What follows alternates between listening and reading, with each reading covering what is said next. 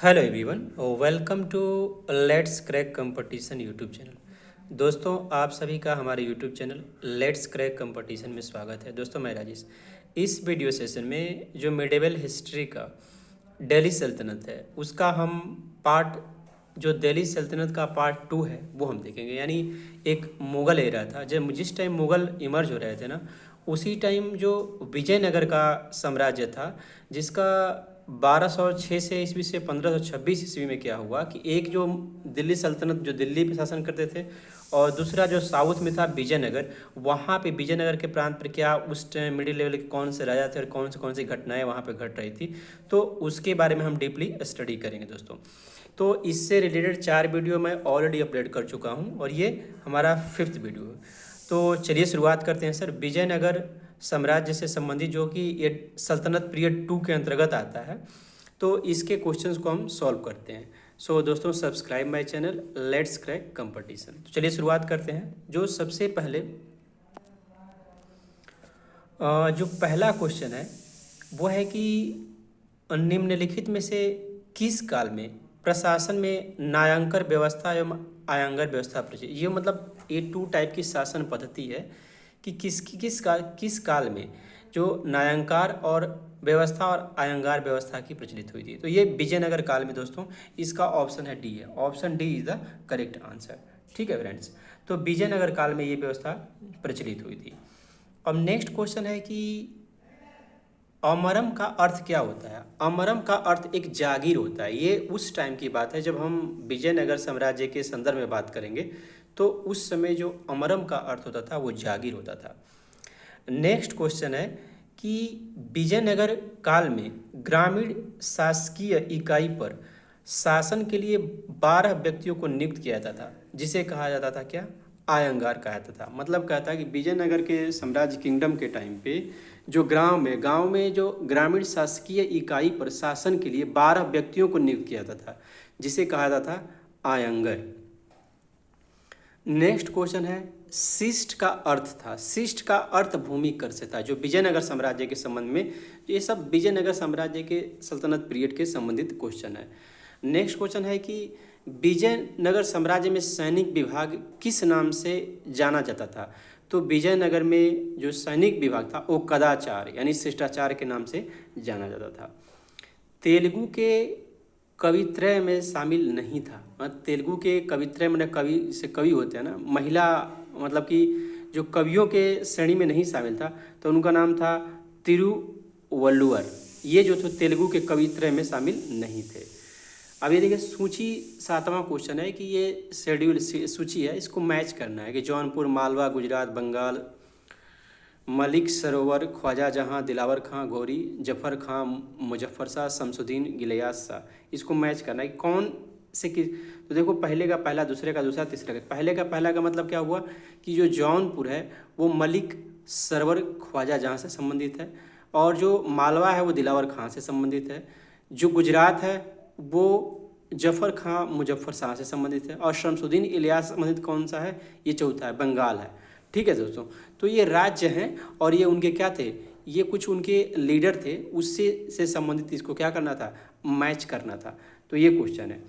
खानदेश राज्य का संस्थापक था। तो खानदेश राज्य का संस्थापक था मलिक रजा फारूकी था। ये खानदेश राज्य का संस्थापक था।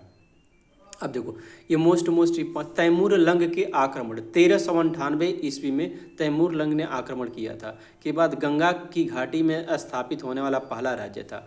तो तैमूर लंग के आक्रमण के बाद गंगा की घाटी में स्थापित होने वाला जो पहला राज्य था वो कौन था, जौनपुर, गंगा की घाटी में।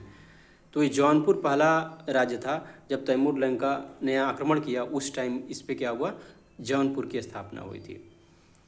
कहीं के शासक की उपाधि सुल्तान उस सर्क पूर्व के स्वामी की थी।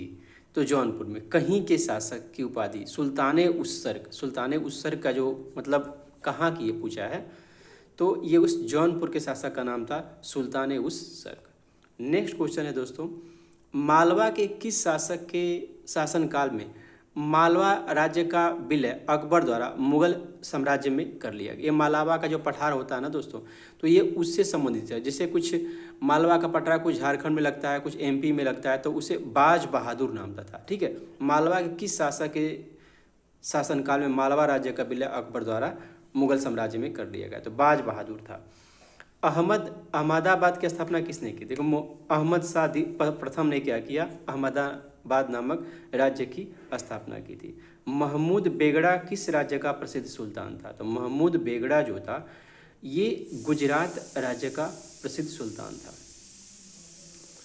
कश्मीर के प्रसिद्ध शासक जैन उल आबिदीन ने महाभारत, राजत तरंगणी आदि संस्कृत ग्रंथों का अनुवाद किस भाषा में करवाया था?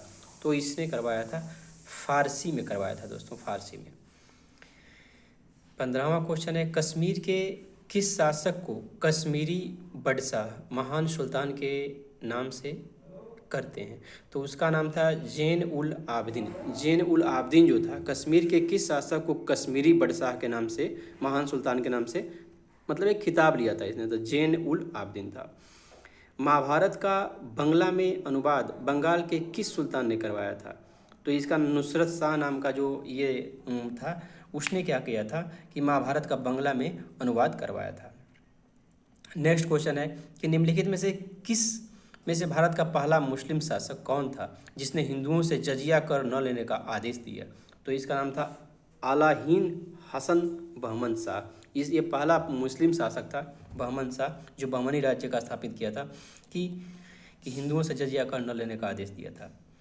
किस बहमनी शासक ने प्रसिद्ध सूफी मोहम्मद गेसुद राज बंदनवाज को भू अनुदान दिया था? तो इसका नाम था ताजुद्दीन फिरोज। ताजुद्दीन फिरोज नाम का एक बंदा था जिसने बहमनी शासक के प्रसिद्ध सूफी मोहम्मद गेसुद बंदनवाज को भूमि क्या किया था? भूमि दान दिया था। ठीक है, सूफी मोहम्मद गेसुद राज को। ये जो शासक बहमनी के शासक ने प्रसिद्ध सूफी मतलब सूफी संत थे उन, इसलिए वहाँ का जो मतलब कि बहमनी राज्य का जो शासक था उसने भूमि अनुदान दिया था। बहमनी साम्राज्य को किसने चरमोत्कर्ष पर पहुँचाया? तो इसका नाम था महमूद गामा जो था ये बहमनी साम्राज्य को एकदम चरम शिखर पर पहुँचाया था। नेक्स्ट क्वेश्चन, टोडरमल का पूर्वगामी किसे कहा जाता है? टोडरमल का पूर्वगामी किसे कहा जाता है? तो ये महमूद गामा को टोडरमल का पूर्वगामी कहा जाता है। तो दोस्तों रहा ये टॉप 20 क्वेश्चंस ये दिल्ली सल्तनत पीरियड से। दोस्तों अगर आपको क्वेश्चन में डाउट है तो आप इस मेरे चैनल पे कमेंट कर सकते हैं। एंड दोस्तों subscribe my channel let's crack competition, like comment and share. Thank you दोस्तों।